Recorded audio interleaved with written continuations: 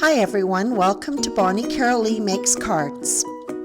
I have an easel style card today featuring Simon Says Stamps Big Thanks Autumn. This stamp set was included in the November card kit but can be purchased separately. I love the floral images and the sentiments are beautiful.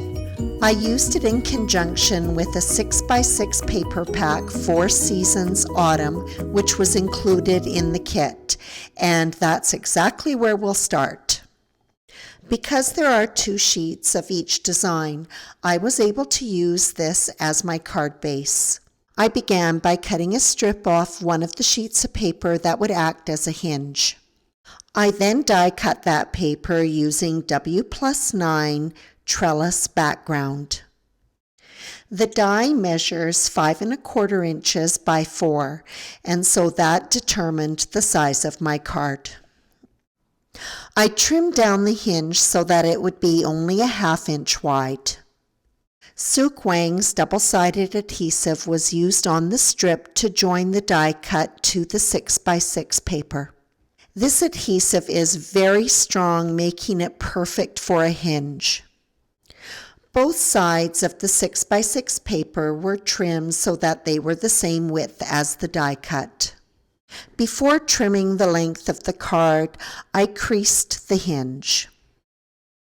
I was careful to ensure that the crease was aligned with the join between the 2 papers. I burnished both sides of the fold. On the die cut side, I did use some protective paper. The middle of the front panel of the card base was creased in a landscape orientation. Again, I used protective sheets so that the die cuts would not be damaged. Because the card base is not lying flat, I use a little bit of purple tape to hold it in place while I crease across the middle of the die cut panel. With the card base and the easel fold just about complete, I'm ready to move on to preparing my image for the card. I use my stamping platform to stamp the image using Simon Says Stamps Intense Black ink. This stamp is left in place as I will be embossing the image after it is colored. This image is a beautiful arrangement of sunflowers and leaves. Although the details are small, there's many of them and it does take a bit of time to color it. I began by coloring all of the berries with RV63, 66, and 69.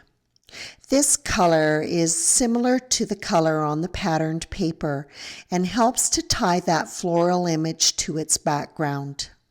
There are a few varieties of leaves in this image. Each variety is given its own coloration. For the small leaves that I'm coloring now, I've used BG 99, 96, 93, and 90. These are a beautiful group of gray-greens that provide a nice muted foil for the other colors that will be used. Most of these leaves are quite small. I found that I was able to apply each color just once, and by overlapping the colors, they blended together fine.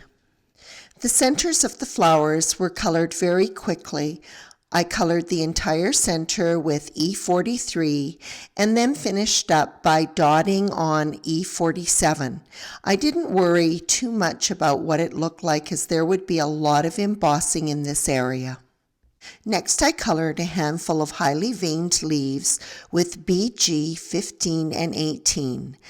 Again, there would be a lot of embossing, so the coloring was quite quick. YR 02, 04, and 09 were used on the smooth-edged maple leaves. These leaves were a little bit bigger, and so I did have to apply each of the colors a few times to get a nice smooth blend.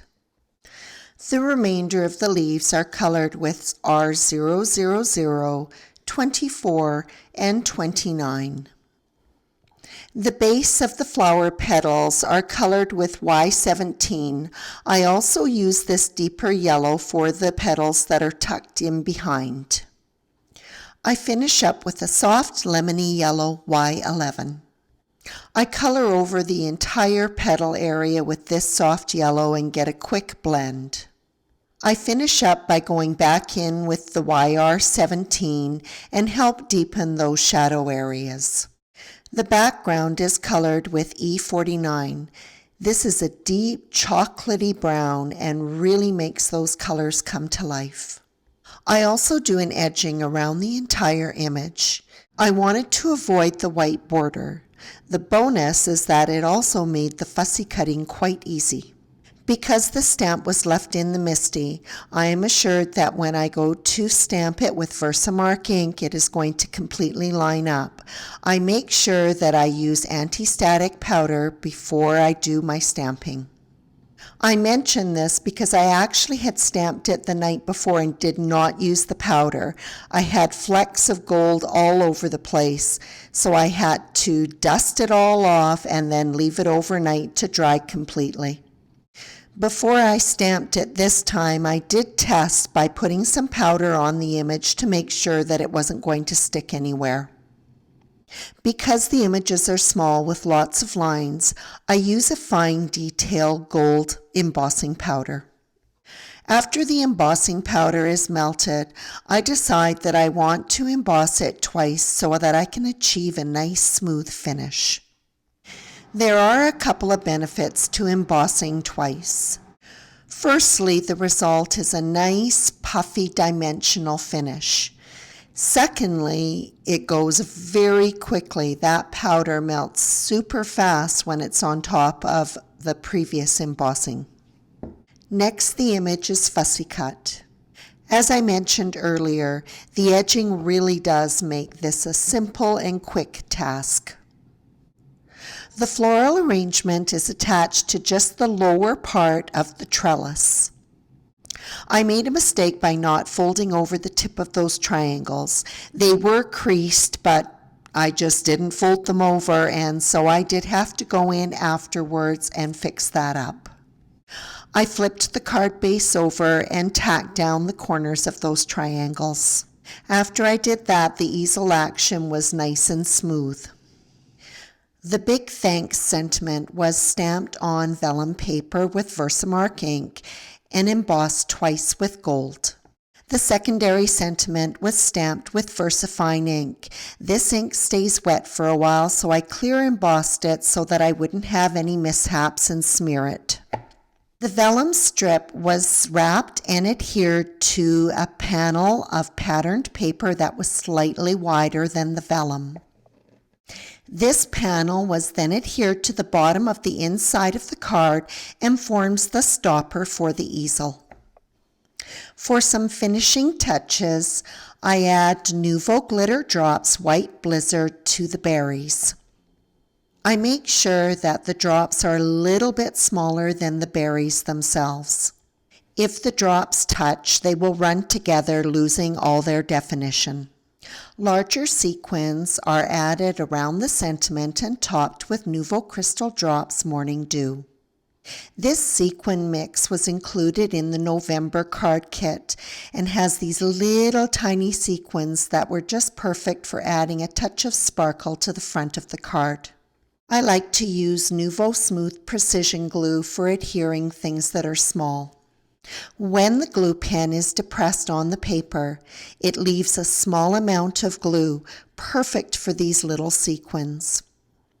And that wraps up this die-cut easel card featuring Simon Says Stamps Big Thanks Autumn. If you are new to interactive cards, this is a good starting point.